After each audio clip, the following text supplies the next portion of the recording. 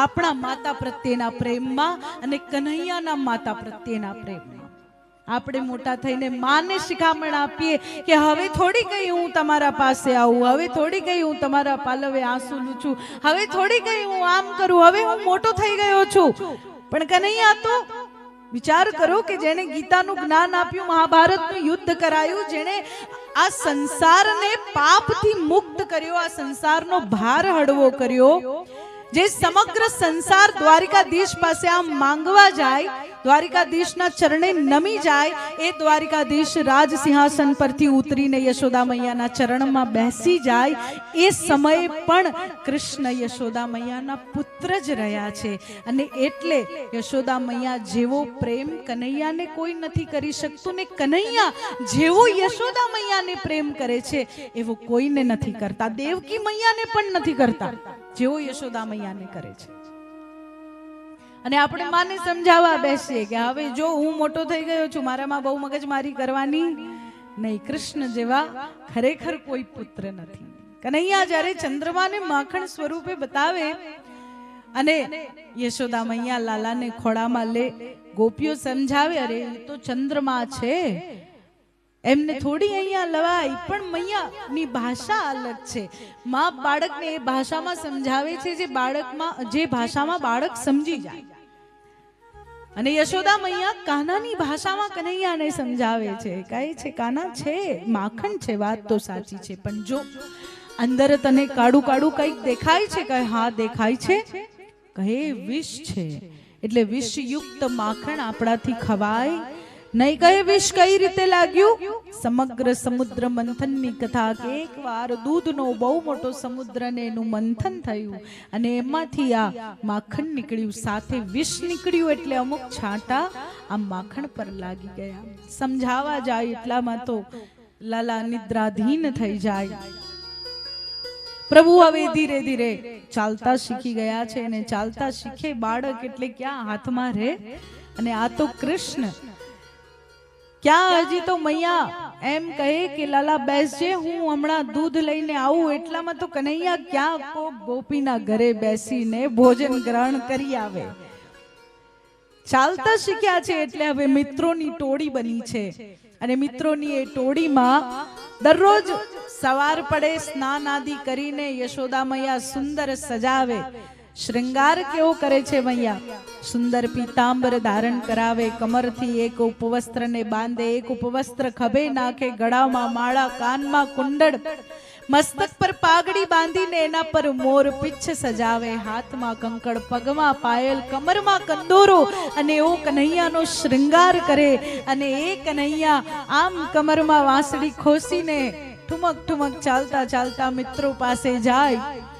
અને મિત્રો બધા ભેગા થાય, પ્લાનિંગ થાય બરાબર. પાછા કનૈયાના મિત્રો એટલે બરાબર વફાદાર મિત્ર છે. કનૈયાએ જે કામ સોંપ્યું હોય એ કરે જ, એમાં જરા એ આમ તેમ થવા જ ના દે.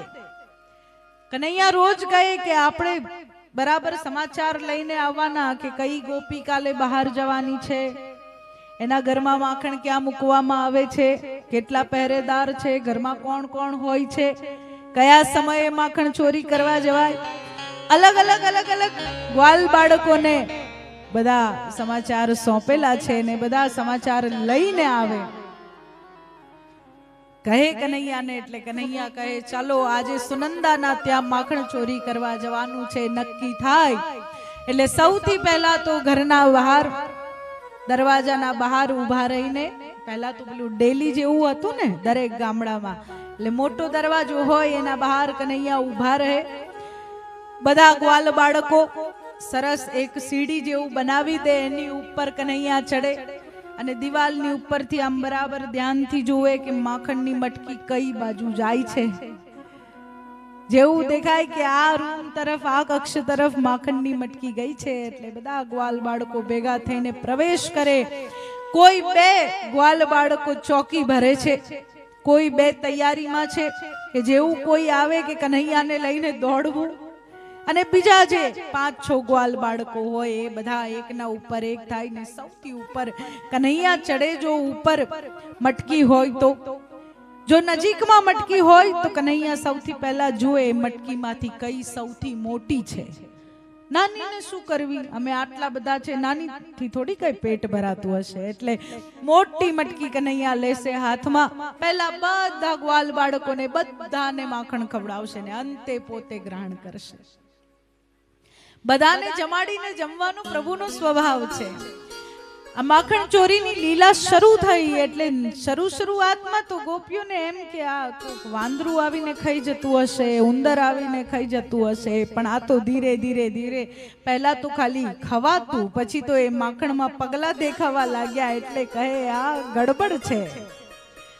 ગોપીઓ પહેરો ભરવા લાગી એટલે ખબર પડી કે આ તો આપણા કનૈયાનું કામ છે. ટોળું લઈને આવે છે માખણ ચોરી કરવા, એકલોય ક્યાં. અને સવાર પડે એટલે ગોપીઓ પોતાનું માખણ વલોતી જાય, દૂધ દહીં વલોતી જાય. મનમાં ઈચ્છા કરે કે કૃષ્ણ મારા હાથનું માખણ ખાય, પણ કૃષ્ણ ચોરી કરવા આવે એટલે પાછી યશોદા મૈયાને ફરિયાદ કરવા જાય. કેમ ફરિયાદ કરવા જાય કે બહાને ફરી કનૈયાના દર્શન થઈ જાય. એક વખત એક ગોપી થોડી ચતુર હોશિયાર, પછી ગોપીમાં હોશિયાર હોય ને, એટલે એને એવું કર્યું કે ગોઠવણ કરી કે કોઈક આવીને જો મટકીને અડે તો ઘંટડીઓ વાગે. બધી લાંબી દોરીમાં નાની નાની નાની નાની ઘંટડી લગાડીને સરસ સજાવટ કરી અને ત્યાં મટકી બાંધી.